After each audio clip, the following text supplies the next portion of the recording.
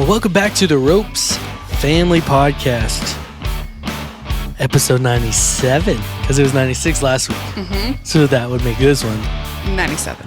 97? Mm-hmm. Are we going to do anything special for the 100? I think we should. Like what? I don't know. Don't put me on the spot. I gotta think Don't put you on the about spot. it. Should we? No. We don't. Do you want to do a video podcast for the 100? Oh, gross. I'd have to get dressed correctly and not look like a homeless person. Okay, fine. We can do video. We could do a video podcast for the 100? Yes, and I won't look homeless. That would be fun. Perfect. So be on the lookout for our 100th episode. That's a video podcast. Yay. We just decided that. So this is 97, 98, 99. So in 3 episodes from now, will be 100.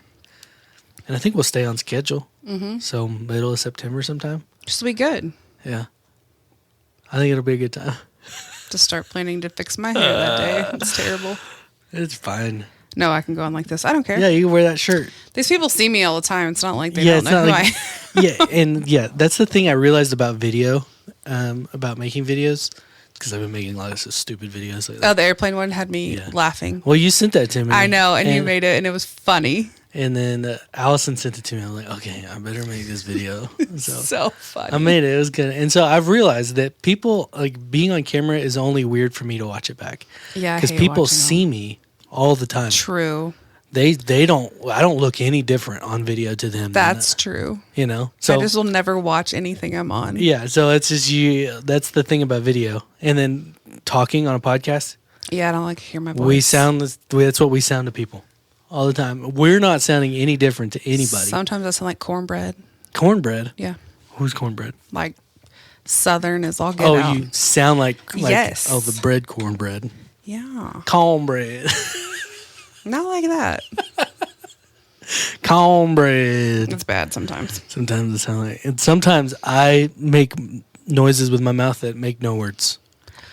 Yes. Yeah. This is a side note. This is just a little bit of for funsies. I'll share a story on the podcast. So Allison, since she's had Eleanor, there's been something that's changed with the way that she talks I need to know if this is me or if it's her, because I don't understand a word she says, and I'll be like inches from her and she'll be talking to me and I'm like, I got nothing. It's been a point of contention in our marriage, and mainly because I'm making fun of her when I don't understand. Yeah. I just make the noises that I heard her make, and that works great. That goes over really well. I can imagine. It goes over real good. Yeah. When I do that, and then so sometimes I get a louder response the second time. So I actually end up hearing it the second time. Usually. So I can't decide if it's me just I guess my hearing could be maybe your ears are stopped up. Yeah, I'm getting to that age where my ears just clog up now. Yeah, you gotta go get them cleaned out. Someone I live with has to do that. Yeah. Because sometimes he looks at me awkwardly and goes, and just shakes his head, yes. Yeah, and I'm like, you didn't hear that. You didn't hear what I said. You wouldn't be saying yes right now. Mm-hmm. I'm glad that we got onto that topic on our. That's good. Episode. So last week we said what we were going to be talking about on this episode, which is keeping Christ in our routine. Mm-hmm. Seems simple enough, right? It does until you start talking about it. Yeah. And I think you asked some people. I did. For how they do it. I want to hear that in a minute. Okay. But I want to talk about why we should keep Christ in our routine. Kind of the biblical background of how I was thinking about it when we were prepping. And I've read this passage on the podcast before in the early days. This is kind of one of the backbones of what I think about with family ministry, what I think about when we're doing this podcast is this verse in the background. So it is Deuteronomy 6, and I'm going to read 4 through a couple of them. 4 through, I guess, 9. Yeah, 4 through 9. It says, "Hear, O Israel, the Lord our God, the Lord is one. You shall love the Lord with all your heart, with all your soul, with all your might." Pin that for the routine. Heart, soul, and might. "And these words that I command to you today shall be on your heart." I'm talking about the 10 Commandments. I'm sorry I keep stopping, but I'm just adding stuff. So, these words that I command to you today shall be on your heart. You shall teach them diligently to your children. You shall talk of them when you sit in your house, and when you walk by the way, and when you lie down, and when you rise. You shall bind them as a sign on your door, on your hand, and they shall be as frontlets between your eyes. I don't know what frontlets are. Just side note. And you shall write them on your doorposts of your house and on your gates. So this is talking about the word of God. You know, like, love the Lord with all your heart, with all your soul, with all your might. That takes effort to love God with all our heart, soul, and might. And to not just let it sit with you, but to take the words the commandments that God gives and take those out of us. To teach them to your children. Let that be an outward expression. All of those are kind of outward things, you know, as frontlets between your eyes. I don't know what that means, but I'm assuming it's something, I don't know, on your doorpost so people can see the word. So let the word of Christ dwell in you richly. You know, that's kind of where that comes. That's kind of a callback to that too, it seems. I looked it up. What is it? Google says a band or a sign worn on the forehead. Okay, so it's from the Torah. Yeah, so Deuteronomy is in the Torah. Yes. Torah is the first 5 books of the Bible. So this would be in the Torah. You should bind them on your hand. So it's basically just saying, let these commandments, let these words be ever present in every part of your life. You know, let it be so obvious that it's written on your forehead. I would think that's how we could apply that today. You know, let it be so obvious that we love Christ, that we keep Christ around with us all the time, that it's so obvious that it's like it's written on our forehead. You could do that, or on our hands, or in our house. You know, you could apply that in multiple different ways.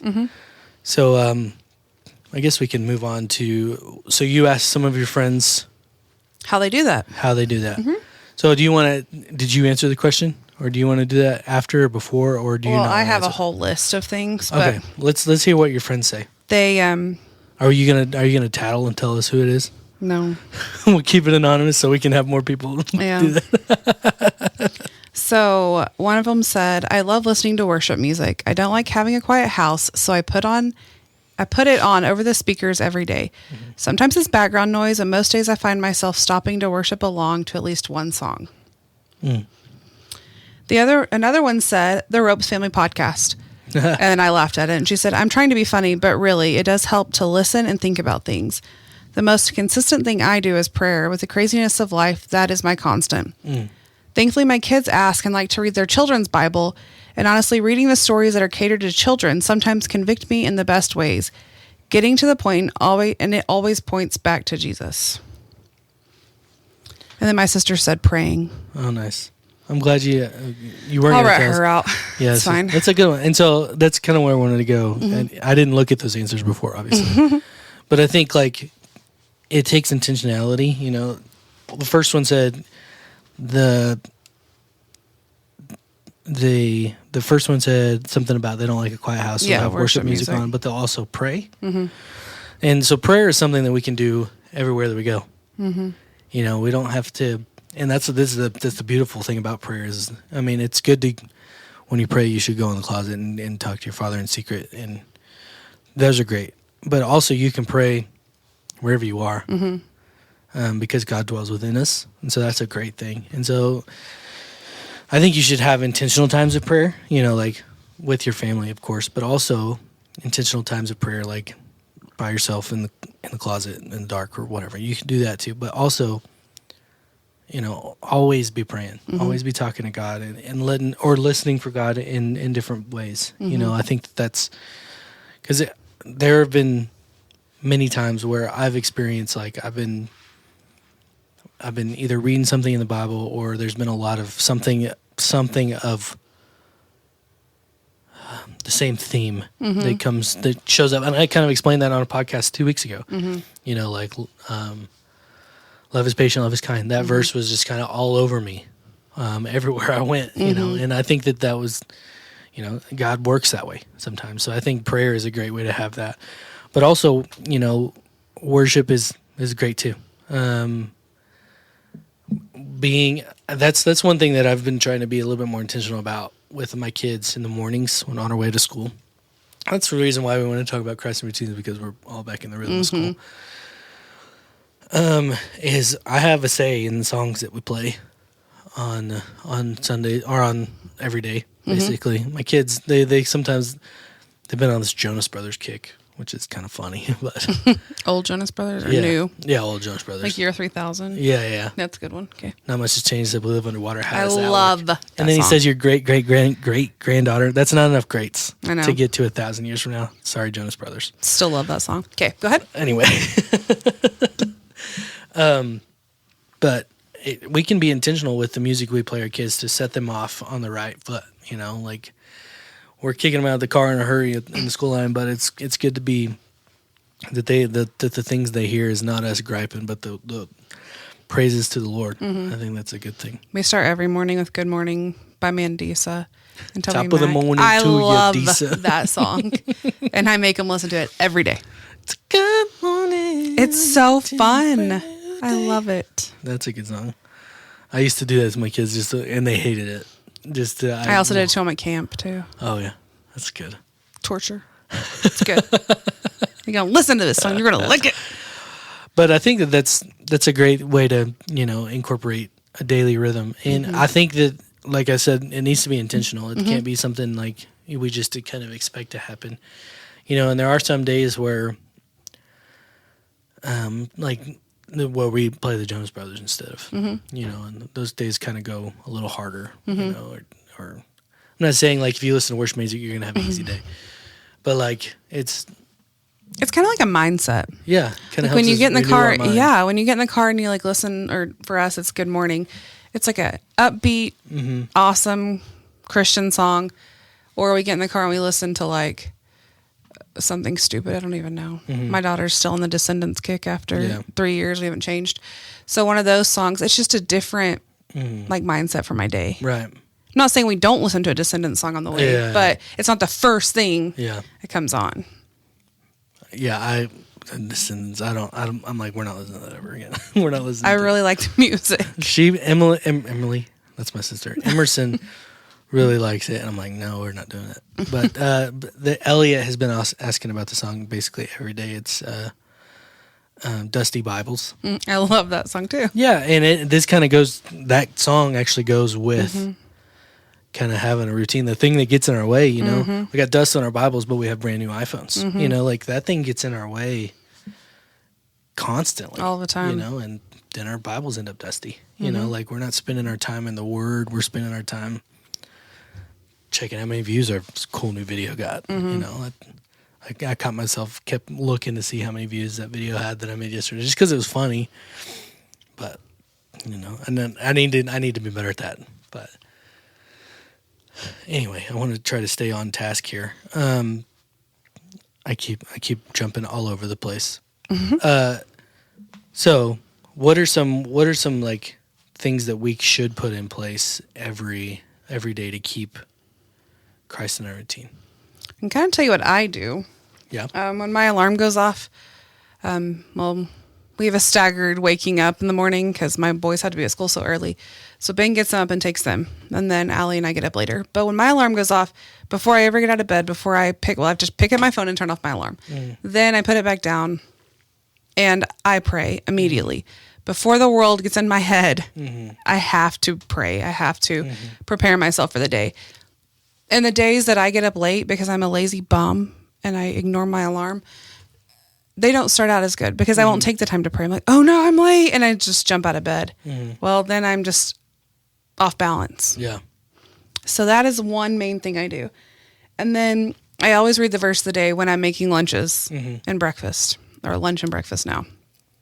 And that just kind of kicks me in. And sometimes it's a verse and I'm like, I've heard the verse, but what were we talking about here? Yeah. Like, I've heard it a million times, but I want to know. So then I go dive deeper into what was going on, which that's always interesting to me.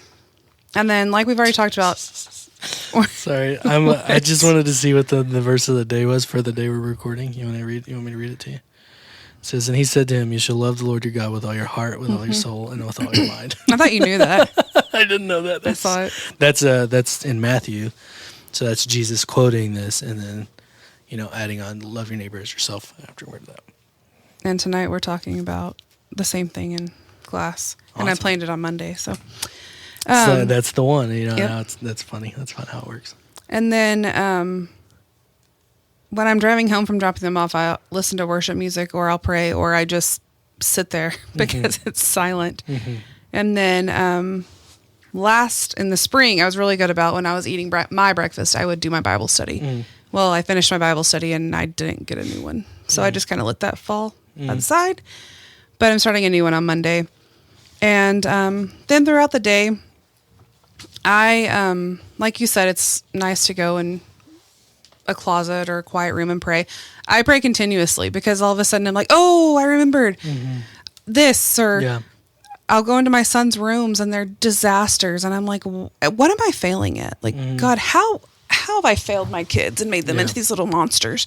And I think that praying continuously all day is a great thing to do. It keeps us grounded. Yes. And then at night, we're beginning a new family study on Monday, but we always try to do something together.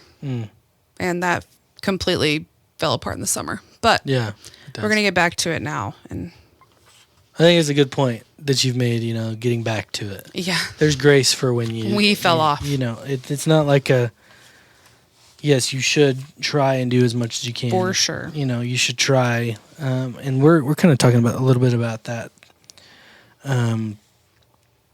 tonight in youth. We're going to be in John 8. And it says, I'm going to read verses 31 through 32, 31 to 32, 33, sorry, 31, 32. That's what I'm going to read. So it says, so Jesus said to the Jews who had believed him, if you abide in my word, you are truly my disciples. We're going to focus on that for a second. If you abide in my word, you are truly my disciples. And and you will know the truth, and the truth will set you free. We're going to take a pause on if you abide in my word, you are truly my disciples. So that's calling the disciples to be authentic. If you abide in my word, if you do what I say, then you'll truly be my disciples. It's calling us to obedience, not just like looking the part, playing the part. It's calling us to remember the words, remember these commandments, teach them to each other. Do the things we just said in Deuteronomy. Remember that. Abide in the word. Abide means remain or stay. It means to let it be a part of you. And then later on in John, it talks about abide in me and I in you, the vine. Abide in the vine. Things like that. And I think that we need to make sure that things that we do each day, and that we can set this is to abide in his word, to practice. And by doing that, you will know the truth, and the truth will set you free. And the truth is Jesus. And Jesus sets us free from sin. That's the context in this part. But I think also is the more we are abiding in his word, the more we're sitting in it, meditating on it, doing the things that help us to keep it with us all the time, remain in us. I think that those things will help us see, or help us be lights in the world, but also see where God is moving in the world. God is working. It'll help us see the things that are dangerous in the world. I think that, our routines can get really, really busy, really full of things. I was listening to this sermon. It's actually a guy from Ropes, Corbin. He was preaching at a church somewhere, and I just clicked on it and watched it. And he actually said this as a side note. He said he's heard that there's an acronym for the word busy. It says being under Satan's yoke. Sometimes it's good for us to feel like we're busy because we feel like we're accomplishing something, but sometimes Satan uses our busyness to pull us out of abiding with Christ. Like our busyness can be dangerous, and he's like, he really said, somebody probably needs to hear that today. I don't know. That wasn't in my notes. And so I'm like, I'm ripping that off using it on podcast. It's good. Corbin, if you're listening, thanks for listening. Anyway, where was I at? And so I think that, that's the reason why we should. I guess I could go through kind of my ideal routine and then what I actually do. Go for it. So my ideal routine, we're okay at this. So, we wake up every morning. I have never been able to do this, but I would love to do this. So I'm not saying I do this. I would just like to do it. And I would like to be up before everybody else in my house. And I want this like perfect curated spot in my house where I can go and be all manly and read my Bible and drink my coffee and study my books or whatever. I want that. I don't have that. I have I four want that, kids. but I want girly with like a little cup of coffee and a little lamp. Yeah, if I put a chair somewhere, my kids have got it, and then they moved it, and then there's stuff on it, and Yep. so that's not going to be a time for me right now. So that's my ideal thing, but that's probably going to be in 20 years from now. But then by then I'll probably have grandkids doing all that stuff. In 20 years, who knows? How old will Emerson be in 20 years? 29. Yeah, I probably have grandkids by then. It's crazy, but. Okay, anyway, side note on that. But yeah, I would love to be the first one up in my house and do that. But I've realized that I don't wake up early. I stay up late. I'm much better at staying up late than I am. That's probably normal for some people. But I don't do either. I stay up late. I'm up 4 or 5 hours past everybody else. Also because it's great because everybody's quiet and I can kind of do things. I'm doing homework. I'm messing around. I'm doing other things, but I could use that time to do what I want to do, except I can't drink coffee. But anyway, I do actually use that time pretty frequently I'm a nerd. So I'll listen to either some sermon or I'll listen to a couple people that I follow or whatever, like Wes Huff. I'll listen to him. He's a Canadian apologist. He's kind of cool.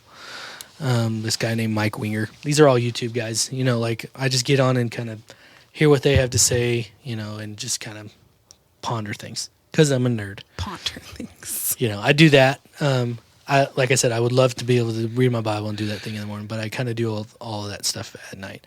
I do start off in the morning like you. I turn my alarm off and I'm like, God, thank you for this morning. Thank you. If that's all I can say, that's all I can say sometimes.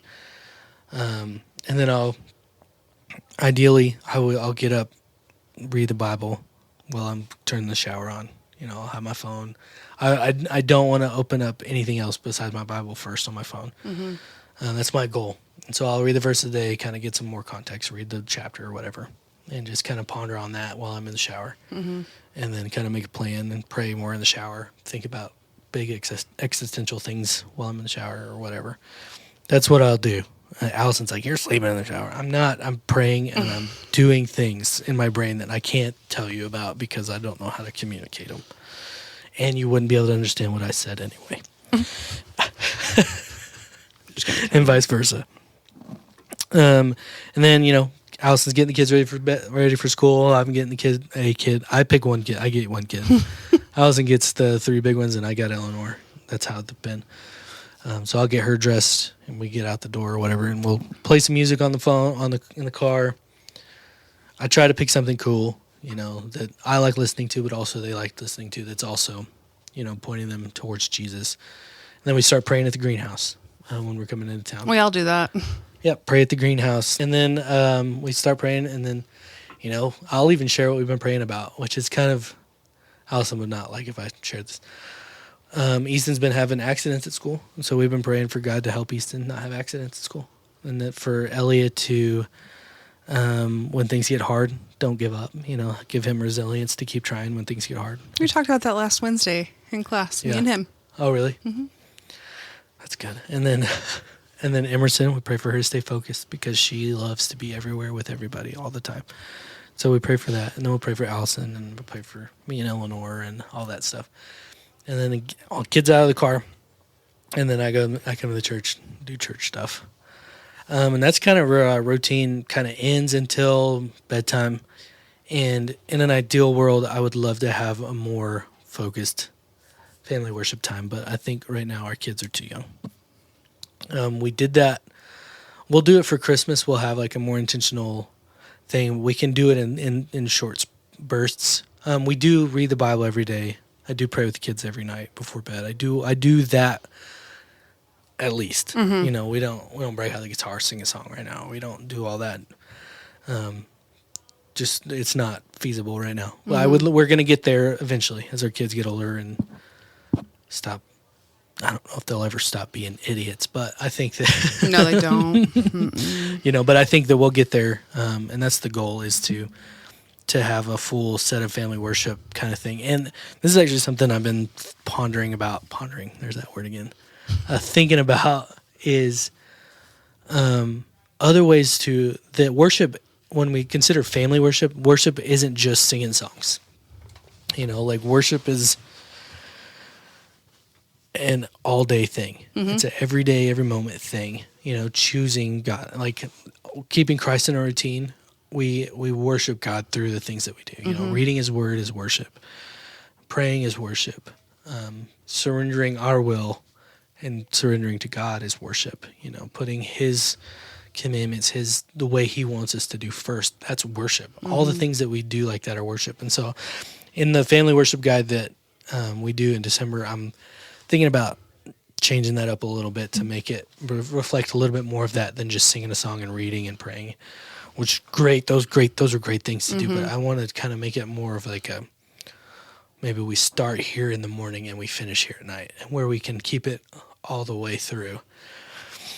So don't hold me to that. That's my goal.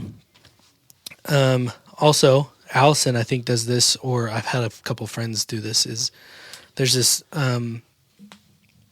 it's this app or this group or something. They send you a text every day. It's a devotional. They sing a song. It's from the Worship Initiative, from Shane and Shane. They will read some scripture and they'll pray and they'll sing a song, you know. And that's, a lot of people have been doing that, and that's kind of been their morning set time. Allison did that for a little while. Those are great things to kind of center us on the beginning of the day, to keep us in the right direction. So that's something good. It's called the Worship Initiative. I don't do it just because my kids don't have that kind of attention span to listen to. Like, they're going to want to listen to their songs, and, you know, but it works for some people. Like Allison, it works great because she's got a 15-minute drive to work every day. She can do it. I would love to do it. I actually thought about doing this for our church, specifically as part of that family worship guide. I thought about doing that, but I know some people listen to it when they work out too. Yeah, you know, and it doesn't have to be in the morning. Like walk, not work out hard, but yeah, that's something we could do, or whatever. You know, like there's lots of things that we can do to do it. We just need to make sure we're intentionally choosing to do it, and not letting, you know, our routines get engulfed by the busyness of our routines or our exhaustion or our things. And part of that is, like I said, is worship, and that's a sacrifice sometimes to choose God over our comfort, to choose God over our, you know, our sanity, even, you know, like. Well, when you have teens and it's 9:00 at night and they've been going since 5:45, they don't want to do that, and you have to say, this is more important than laying in your bed and watching whatever stupid show you're watching right now. And sometimes they pout the whole time. Yeah. And they sit with their heads down on the table. And I want to thump them and tell them to sit up and stop. But all I can do is just bring them to it, like, or bring it to them. Just keep on keeping on. And even, I mean, I know they're hearing it, even if they're being dumb. They're hearing it. Because sometimes they'll just sit up and answer a question, but their head back down. Yeah. So I guess we can, that's a good point, is it doesn't have to be before we go to bed sometimes. Yeah. But I guess that sometimes the only time I see my kids. Yeah, the only time we see each other. Like, you know, you see your kids, or I see mine, or whatever, or Allison, whoever. Everybody's home is right before bed usually. And so, but, you know, there might be other times where you can figure it out. You know, maybe carve out time to do dinner at home twice a week, you know, to change it up and do it during dinner. You know, sit at a table together. And we have one day at home a week, Thursdays. Hey, Thursdays you guys do your family worship during. Until Carter's games start. Yeah. Then we have 0. Okay, yeah. So being under Satan's yoke is great. Busy. Yep. Exactly what he said. Hey, Wednesday night's church. Yeah, Wednesday night is church. Stop. Yeah. Sundays we're home. Sundays. Yeah, I mean, like I said, it's going to take work and carve, and like, I'm not saying we're perfect at this either, you know. Mondays are chaotic. Tuesdays are chaotic. Wednesdays are, I won't get home until 9:15. I have a meeting tonight, so I won't get home till Yeah, about late that time. too. You know, so like, it doesn't work every day, but No. No, but I like the be intentional with it. Yeah, it takes intention, Yeah. and I don't think any part of it, you know, it's going to be not. You can't just not do it intentionally. You know, that's kind of, if you abide in my word, you're my disciples. If you're following my commandments, people will know you're following Christ, and I think that's important. And abiding is an intentional thing. Mm-hmm. I also preached on that, and over the summer, is abiding is two ways though. You know, like, abide in me and I in you. Mm-hmm. You know, like, it's not, he doesn't just say, do these things and so you can feel good about yourself. Do these things so I can be with you. And I will be with you if you're not, or not, whatever. But God is always with us, and there's grace for when we aren't able to. But grace isn't there to be taken advantage of. Grace is there to be given when we need it. Mm-hmm. You got anything else? Mm-mm. So, keeping Christ in your routine. I guess that could be our family challenge, is to be intentional about it, you know, and find the way that it works for your family, you know, because what works for your family, Courtney, doesn't work for mine right now. Exactly. And what works for mine right now will not work for yours, you know. So find what works for your family, but be intentional about it, and make sure it's, you know, like, it's not always about being comfortable. It's about, because worship isn't always comfortable. Worship is sacrifice. Worship is pointing. It's not just praise. It's giving something up to give what is due to God. And I know it's something that I started doing with my kids 3 years ago, and we've missed maybe 1 or 2 days since, you know, like, at least reading the Bible or something, you know, at least at night. And we've missed 1 or 2 days over the last 3 years. And, you know, Emerson got baptized, and I'm not saying it's because of the work that I did, but it's the work that God did, you know. And, you know, I think that, you know, stuff like that abiding in Christ can change our life. For sure. For the good. But that doesn't mean easy. You know, it'll also be hard. And I think it'll get harder the more you do it. You know, just because that we have an enemy that we go against, you know, that doesn't want us to, and that will find things to fill our schedules with, that will find things to keep us busy, find things to pull us out of our routine. And so it takes intention to do the things that's the family challenge, is to be intentional and choose Jesus regardless.